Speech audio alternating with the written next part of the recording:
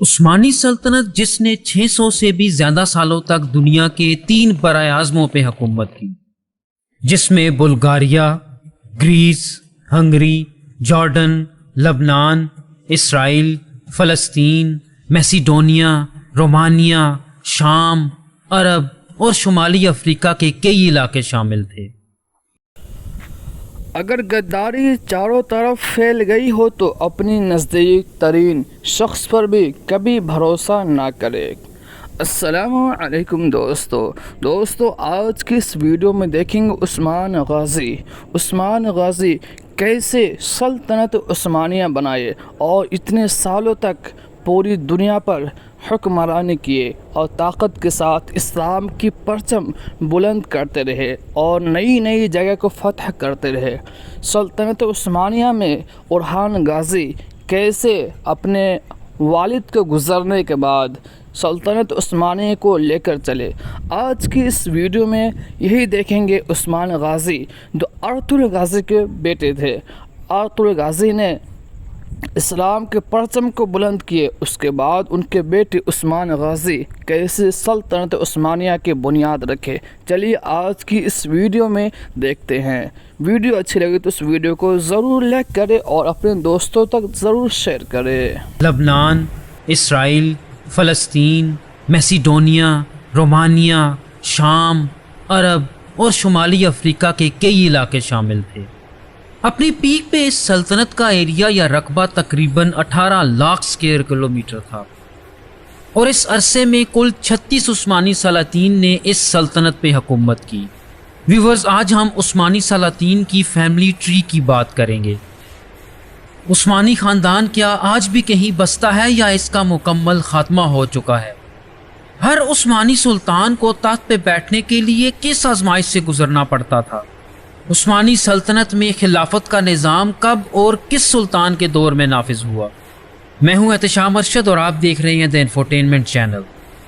مسلمانوں کے 4 سب سے بڑے خلیفہ یعنی خلفائے راشدین کے دور کے بعد مسلمانوں کے کئی خلیفہ آئے، جو کہ پہلے بنو امیہ اور پھر بعد میں عباسی سلطنت سے تعلق رکھتے تھے، لیکن وقت کے ساتھ ساتھ ان کی طاقت ختم ہو گئی اور یہ تاریخ کا حصہ بن گئے۔ اس کے بعد 11ویں صدی میں سلجوقوں نے پرشیا کے آس پاس کے علاقوں میں اپنی سلجوقی سلطنت کی بنیاد رکھ دی، جو کہ ایک بہت طاقتور سلطنت سمجھی جاتی تھی۔ لیکن جیسا کہ کہا جاتا ہے کہ ہر عروج کو ایک زوال ہے، سلجوق سلطنت کچھ ہی عرصے میں ٹکڑے ٹکڑے ہو گئی، لیکن اس کا کچھ حصہ سلطنت آف روم کی شکل میں بچ گیا۔ 13ویں صدی میں منگول اس سلطنت میں داخل ہوئے، جو کہ پہلے سے ہی لڑکھڑا رہی تھی۔ منگولوں کے حملے کا یہ نتیجہ نکلا کہ اس سلطنت میں موجود مختلف قسم کے قبیلوں نے سلطنت کے کئی علاقوں پہ اپنی اپنی خود مختار حکومتوں کا اعلان کر دیا۔ ان میں سے ایک قبیلہ عثمان غازی کا کائی قبیلہ بھی تھا۔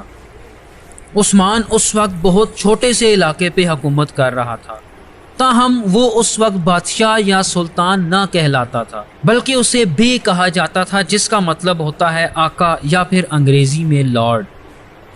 لیکن عثمان ایک عظیم الشان سلطنت کی بنیاد رکھنے کے خواب دیکھ چکا تھا، اور اسے اس بارے میں کئی پیشن گوئیاں بھی مل چکی تھیں۔ چنانچہ سن 1299 میں عثمان غازی اپنی عثمانی سلطنت کی بنیاد رکھنے میں کامیاب ہو گیا، اور اس کے ساتھ ساتھ اس نے آس پاس کے علاقوں کو فتح کرنا بھی شروع کر دیا۔ عثمان کے بعد اس کی جگہ اس کے بیٹے اورحان نے لے لی، اور اس نے سلطنت کو وسیع کرنے کا کام جاری رکھا۔ اورحان نے ایک بازنطینی شہزادی تھیروڈورا سے شادی کی، اور اس کے ساتھ ساتھ یورپ کا ایک بہت اہمیت کا حامل شہر گیلیپولی کو بھی فتح کر لیا تھا، جس کی بدولت اورحان غازی عثمانی سلطنت کی سرحدوں کو یورپ تک لے جانے میں کامیاب ہو گیا۔ اورحان غازی کی وفات کے بعد اس کے بیٹے مراد اول نے سلطنت کو یورپ میں مزید پھیلایا اور کئی اہم یورپین علاقے فتح کر لیے، لیکن مراد اول کسوو کی جنگ میں شہید ہو گیا، اور اس طرح اس کے بیٹے بایزید اول نے سلطنت کی بھاگ دوڑ سنبھال لی۔ بایزید نے بازنطینیوں کا دارالخلافہ قسطنطنیہ کو فتح کرنے کی کئی کوششیں کی، لیکن ہر دفعہ ناکام رہا۔ اور بعد میں انقرہ میں ہونے والی ایک جنگ میں شہید ہو گیا۔ لیکن اس کے شہید ہونے کے بعد اس کے 4 بیٹوں میں اقتدار کے لیے خانہ جنگی شروع ہو گئی، لیکن آخر کار محمود اول عثمانی تخت پہ بیٹھنے میں کامیاب ہو گیا۔ محمود اول دوبارہ سے سلطنت کو اکٹھا کرنے میں جٹا رہا، اور اس کے بعد اس کا بیٹا مراد دوئم بھی اسی کام میں لگا رہا۔ مراد دوئم کے بعد اس کا بیٹا محمود دوئم سلطانی تخت پہ بیٹھ گیا، اور اس نے وہ کر دکھایا جو اس سے پہلے کوئی عثمانی سلطان نہ کر سکا۔ اس نے قسطنطنیہ شہر کو فتح کرنے کا ارادہ کیا، اور 1453 میں اس نے یہ شہر فتح بھی کر لیا۔ اس شہر کو عثمانی سلطنت کا نیا دارالخلافہ بنا دیا، کیونکہ محمود دوئم ایک بہت اہم بازنطینی شہر کو فتح کرنے میں کامیاب ہو گیا تھا، تو اسی بنا پہ اس کو سلطان محمد فاتح کا لقب دیا گیا۔ سلطان فاتح کی وفات کے بعد اس کا بیٹا بایزید دوئم عثمانیوں کا نیا سلطان بن گیا۔ بایزید دوئم ایک چیز کے لیے بہت زیادہ مشہور ہوا، اور وہ یہ تھا کہ اس نے اسپین سے نکال دیے جانے والے تمام یہودیوں کو عثمانی سلطنت میں پناہ دی۔ اس کے بعد عثمانی سلطنت پہ ایک ایسا سلطان حکمران بنا کہ جس نے عثمانی سلطنت کو ایشیا، افریقہ اور عرب کے علاقوں تک پھیلا دیا۔ یہ بایزید کا بیٹا سلیم تھا۔ اس نے سلطنت کو شام، عرب، میسوپوٹامیہ اور مصر تک پھیلا دیا۔ مصر میں عباسی خلیفہ کی طاقت بالکل ختم ہو گئی تھی۔ سلیم نے عباسی سلطان سے خلیفہ کا لقب لے لیا، اور یوں سلیم پہلا عثمانی خلیفہ بن گیا، اور پہلا خلیفہ جو کہ عربنا تھا۔ سلیم کا جانشین سلیمان ون یا پھر سلیمان دا میگنیفیسنٹ بنا، جو کہ اپنے انصاف اور یورپ کے ہیبسبرگ خاندان جو کہ جرمنی کا رائل خاندان تھا ان کے ساتھ دشمنی کے لیے بہت مشہور تھا۔ اس سلطان کو اپنی لونڈی سے پیار ہو گیا تھا جس کا نام ہوریم سلطان تھا، اور جو بعد میں عثمانی سلطنت کی ملکہ بھی بن گئی۔ سلطان سلیمان نے تمام عثمانی روایات کو پس پشت ڈال کے ہوریم سلطان سے شادی کر لی، جو کہ بعد میں ایک بہت طاقتور عورت بن کے سامنے آئی۔ یہ سلطان اپنے بیٹے مصطفیٰ کو قتل کرنے کے لیے بھی مشہور تھا، کیونکہ اسے یہ ڈر تھا کہ اس کا بیٹا مصطفیٰ اس کی حکومت کو ختم کرنے کے لیے پلاننگ کر رہا ہے۔ سلیمان کے دور میں عثمانی سلطنت اپنے عروج پہ تھی اور 3 براعظموں تک پھیل چکی تھی۔ سلیمان کے انتقال کے بعد سلیم دوئم نے اس کی جگہ لے لی، جو کہ ہوریم کا بیٹا تھا، جبکہ سلطان سلیمان کی بیٹی مہرماں کی شادی ایک مشہور عثمانی وزیر سے ہوئی۔ سلیم 2 کے بعد عثمانیوں کا اگلا سلطان مراد 3 بنا۔ اس کے دور میں عثمانی ایشیا، یورپ اور افریقہ کے کافی زیادہ علاقوں کو کنٹرول کر رہے تھے، لیکن دوسری طرف یہی دور عثمانیوں کے لیے ٹرننگ پوائنٹ بھی تھا۔ اگلا اہم سلطان احمد ون تھا، جس نے ترکی کی مشہور سلطان احمد مسجد بھی بنوائی تھی، جسے بلیو ماسک کہا جاتا ہے۔ دوستو، اس پوائنٹ تک ہم یہ دیکھ سکتے ہیں کہ عثمانی سلطنت کے سلاطین میں طاقت کی منتقلی بہت آسانی سے باپ سے بیٹے میں ہو رہی تھی۔ اس کی وجہ یہ تھی کہ ہر سلطان کی موت کے بعد اس کے تمام بیٹے آپس میں لڑا کرتے، مطلب ایک خانہ جنگی ہوتی۔ جو بیٹا سب سے زیادہ طاقتور ہوتا وہ اپنے تمام بھائیوں کو قتل کر دیتا اور سلطنت کے تخت پہ بیٹھ جاتا۔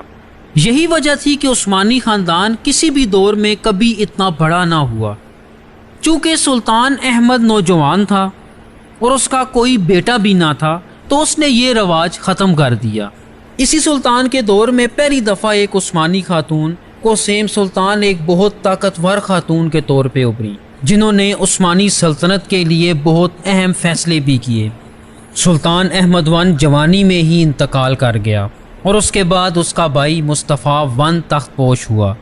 اس دور میں کچھ یوں محسوس ہوتا ہے کہ وہ پرانا رواج کہ جس میں تخت کے تمام امیدواروں کو قتل کر دیا جاتا تھا، وہ سلطنت کی بقا کے لیے کیوں اچھا تھا۔ چونکہ اب وہ رواج ختم ہو گیا تھا، تو سلطان احمد کے بیٹے عثمان II نے سلطان مصطفیٰ کے خلاف بغاوت کر دی، اسے تخت سے ہٹا دیا اور خود تخت پہ بیٹھ گیا۔ لیکن کچھ ہی عرصے میں عثمان II جینیسریز کے ہاتھوں قتل ہو گیا، اور مصطفیٰ ون دوبارہ سے سلطان کے طور پہ بحال کر دیا گیا۔ مصطفیٰ ون کی موت کے بعد سلطان احمد کے 2 اور بیٹے بھی باری باری تخت پہ بیٹھے۔ پہلے مراد فور تخت پہ بیٹھا، جو کہ تخت پہ بیٹھنے کے وقت بہت چھوٹا تھا، تو سلطنت کے زیادہ تر فیصلے قسیم سلطان ہی کیا کرتی تھی اور ایک پردے کے پیچھے سے سارے حکم جاری کیا کرتی تھی۔ لیکن جب مراد سلطنت سنبھالنے کے قابل ہو بھی گیا تو تب بھی قسیم ہی انڈائریکٹلی تخت پہ بیٹھی ہوئی تھی اور سلطنت کی بھاگ دوڑ سنبھال رہی تھی۔ مراد فور کے بعد اس کا بھائی ابراہیم تخت پہ بیٹھا، جس کا دماغی توازن ٹھیک نہ تھا اور اسی وجہ سے وہ ایک نااہل سلطان بھی ثابت ہوا۔ ابراہیم قسیم کے خلاف ہو گیا اور آخرکار قسیم نے اسے قتل کرا دیا۔ ابراہیم کے قتل کے بعد اس کا سب سے چھوٹا بیٹا محمود فور عثمانی سلطنت کا سلطان بنا، لیکن یہ سلطان بھی کوئی فیصلہ کرنے کے لیے قسیم پہ ہی ڈیپینڈ کیا کرتا تھا۔ سلطان کی ماں یہ بات ہرگز برداشت نہ کر سکتی تھی، تو اس نے قسیم کو قتل کرا دیا۔ اس وقت کئی وجوہات تھیں کہ جن کی وجہ سے عظیم عثمانی سلطنت زوال کا شکار تھی۔ عثمانی فوج مختلف محاذوں پہ جنگیں بھی ہار رہی تھی اور آہستہ آہستہ اپنے علاقوں سے کنٹرول بھی کھو رہی تھی۔ اس کے بعد سلطان احمد کے کئی پوتے تھوڑے تھوڑے وقتوں کے لیے سلطنت پہ حکمرانی کرنے آئے، جن میں سے اکثر کو حکمرانی یا پھر سلطنت چلانے کے بارے میں کچھ زیادہ پتہ نہ تھا۔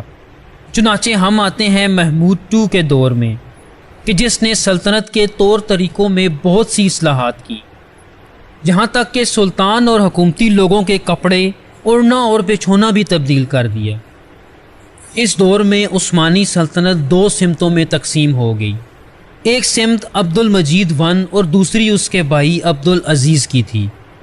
پہلی جنگ عظیم میں سلطان عبد المجید کا بیٹا سلطان محمود V سلطنت کی بھاگ دوڑ سنبھال رہا تھا۔ اس جنگ میں عثمانیوں نے جرمنی کا ساتھ دیا اور آخرکار عثمانی یہ جنگ ہار گئے، جس کا یہ نتیجہ نکلا کہ سن 1922 میں مصطفیٰ کمال نے ریپبلک آف ٹرکی کی بنیاد رکھ دی۔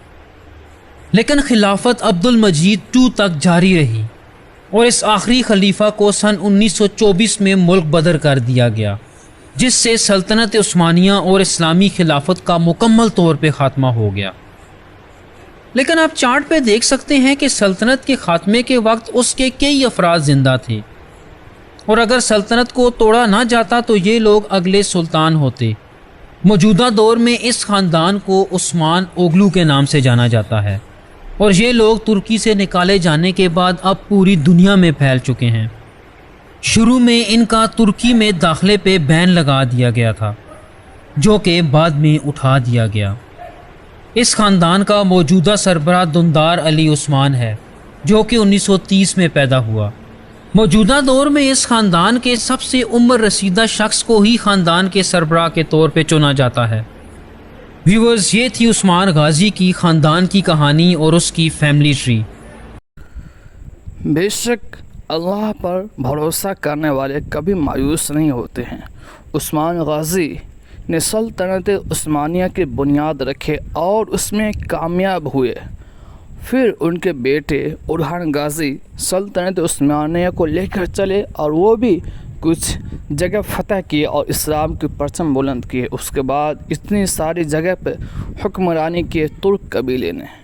آج کے اس ویڈیو میں دیکھا عثمان غازی کیسے سلطنت عثمانیہ بنائے۔ امید کرتا ہوں آج کی ویڈیو آپ کو پسند آئی ہوگی۔